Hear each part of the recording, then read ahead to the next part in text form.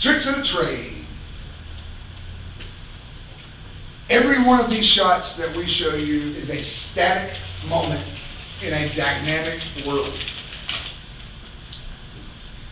If I walk past this camera and you take a picture of me, and then tomorrow look at that picture, am I still standing where it took the picture of me standing? Of course not. Because, excuse me. Of course not, because it's a static image of a dynamic world. The world is in motion.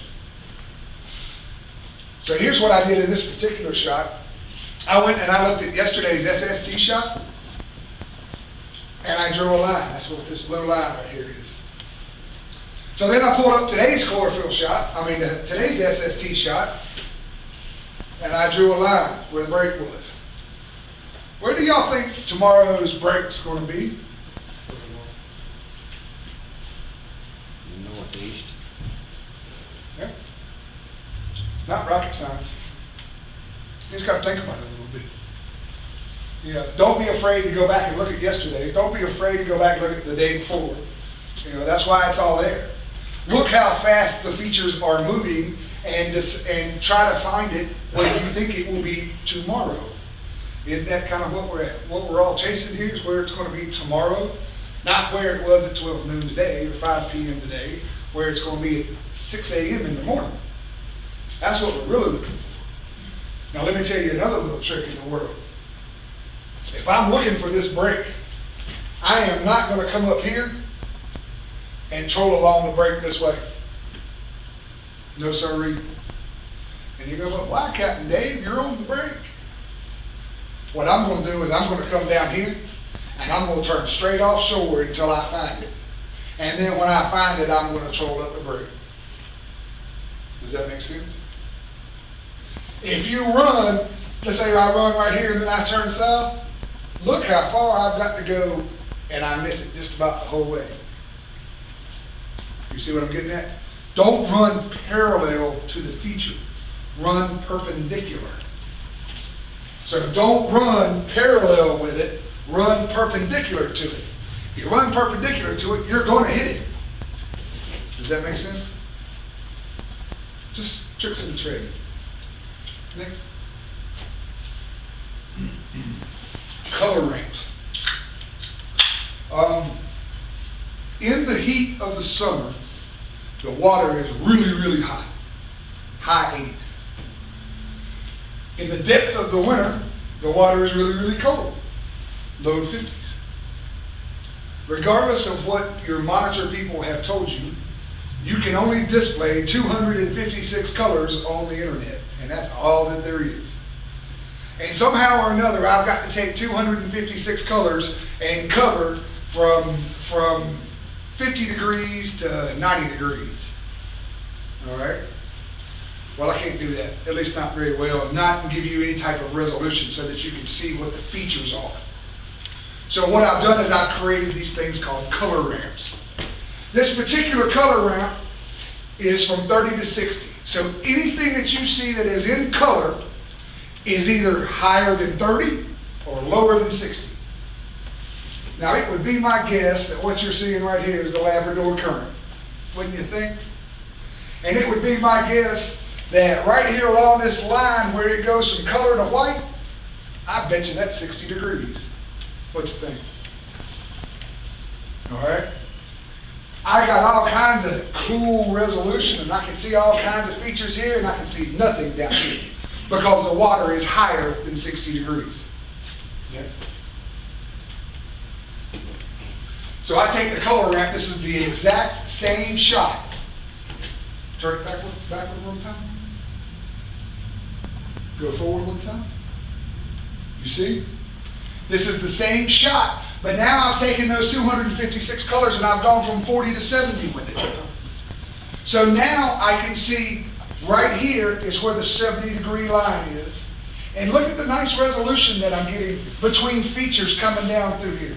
If I was king mackerel fishing this day, I would want to fish I would want this color ramp because I can see more features in the color ramp. Does that make sense? All right, see the next one. This is the exact same shot again. Same SST shot, but now the ramp's set between 50 and 80. Now look at here. Look at all those features. Those ones that we were just seeing that were red before, now they're blue. But look offshore out here. Look how pretty I can see out here around the break. Look at how that green cuts in right there, right across. All right, that's where I want to be if I'm going to the string today. Let me see can y'all see that? Don't be afraid. When you open up the SST shots in Supermap, on the right-hand side, we're going to have a drop-down. That drop-down is going to give you thumbnails. All the thumbnails for all the current shots. All of the SST shots. All the current SST shots. There we go. Didn't want to mess anybody up. Just beside the picture, it'll say 30 to 70, 40 to 80, 50 to 90. Okay? It'll have the color ramps beside of it. Don't be afraid to change the color ramp. It doesn't have to reload or anything. It just flips the colors for you. And it's so that you can change and be able to see more definition for a specific area. All right, hit it again. Exact same shot. Same shot we had before. You remember when it was 30-60 and we had that hard line up here? Now look, we can't see anything less than 60 degrees. All the details in the 60 to 90 degree range. Look out here around Samo. See how it's changed? But look down here in this eddy. Now we can see really where that eddy's moving at. Now I'm not saying that you guys are going to go fishing that far offshore, but this kind of goes back to that thing of keeping up with what the ocean's doing on a daily basis. Okay? I see this eddy rolling north. It'd be really cool to intercept this eddy right here when it gets up here around Big Rock, right? So you want to intercept it on that day. Does that make sense? Next. 65 to 85. You know, once again, look at that pretty eddy. Look how nicely it sticks out now. Next. 70, 90. Next. And then now it's just various shots of things, you know. All the rest of the slideshow, I've got just a whole bunch of different ones. You know, we're running a little bit long here. It's 10:15. What questions do you got? I mean, what can I help you with here? Yes, sir. All right. Your order of movement when you pull this up. SSH. Okay. SST. Chlorophyll. Mixed layer dip. That's my own personal. Now, let's say that it's been cloudy or something. I'll go SSH, salinity, mixed layer dip. Because I know if I've got cloud cover, I'm not going to get a chlorophyll shot or an SST shot. Yes, are you as confident in the microwave SST as you are the satellite? Microwave SSTs are fairly accurate, but they don't have a very good resolution. You know, where in that Seaview SST shot, it's 0.6 kilometers per pixel. In the free one, it's 1.3 kilometers per pixel. If I recall, the microwave cloud-free SST is about 3 kilometers per pixel. So its resolution is not near as good. You know, 3 kilometers, I mean, we're talking about 1.5 miles there. It's pretty easy to miss. 3 miles, I don't even know how far is a kilometer? What's the best way to use it for inshore? I'm sorry? How about inshore?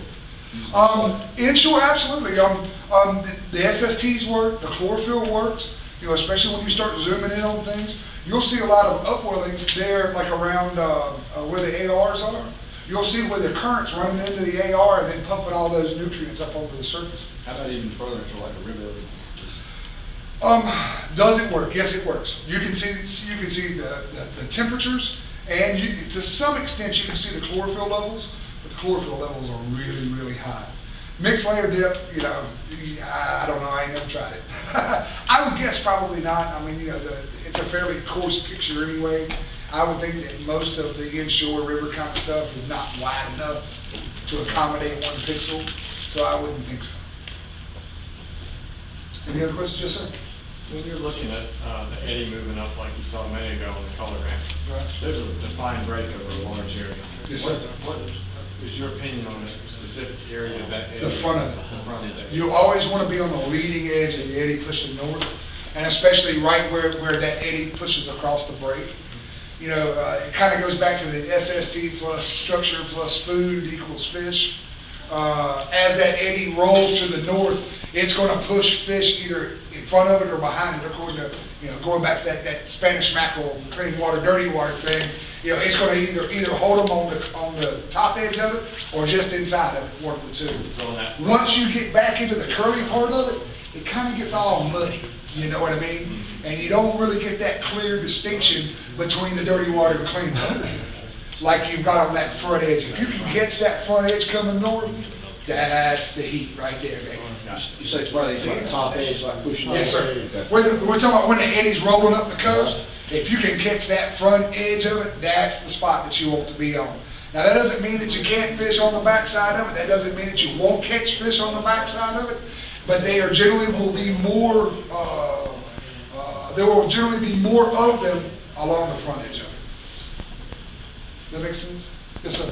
How big of a picture do you work with when you're looking for these eddies moving north?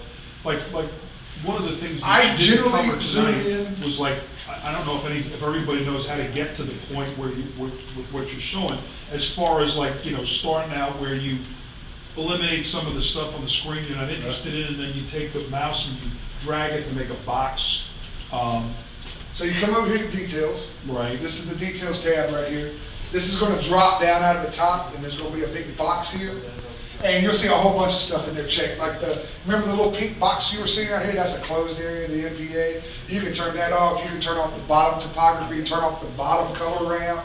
You can turn off the bottom background. Any of that stuff that you turn off will make it load faster, because now we don't have to deal with that anymore.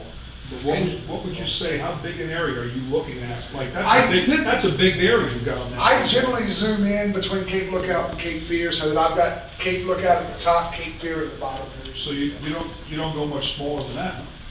I do once I'm zeroed in on a spot. I mean, you can see from that shot that I did for Troy and Shane. Yeah.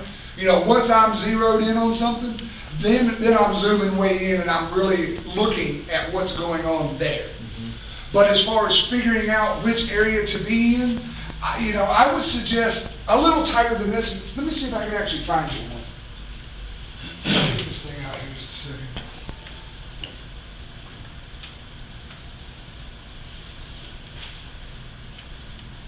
I would say something like that's probably about right. You know, if I slid this map to the north, you'd see Cape Lookout pop out. As a matter of fact, right there's Cape Lookout right there. There's Cape Lookout, right there's Cape Fear. So I can see basically all of Onslow Bay. You know, and the reason behind that is because of all the stuff that's going on in Onslow Bay. You know, I mean, generally I'm going to want to look at a diverse enough area that I can see whatever features are going on. And that's why I'm not personally I'm so glad I'm here tonight, because what I'll do is, I'll box out an area from, let's say, 4 miles north of the nipple down to the steeples. You can't see squat. That's right. That's right. That's right, because I'm already in one little zone, and I'm not looking at the big picture, so to speak. You're looking at the tree when you ought to be looking at the forest. That's right. And then once you get the picture, the forest picture in your brain, then you can go into and look at the tree. That's right. That's right. Yep. That's right. Any other questions, guys? A couple other things. In Supermap, you know, there's free SSTs, free chlorophyll shots, a few other, you know, the bathymetry in there is excellent. All of that is free, guys. We don't charge anything for it. The SSH, the chlorophyll, I mean not the chlorophyll, but the plankton, the mixed layer depth, salinity, and all of that is part of what's called the Seaview package. It is $150. You know, I try not to talk a whole lot about it because I don't want this to seem like I'm hounding you guys, trying to get you to sign up for it, because that's not the purpose behind what I'm doing here. You know, my intention here is to educate you on what you're looking for, whether you use my service or somebody else's. Of course, we'd love to have you. Seaview is a very, very good product. I've used it a lot over the years, and I'm happy to help y'all any way that I can. I've got a stack of business cards up here. Y'all welcome to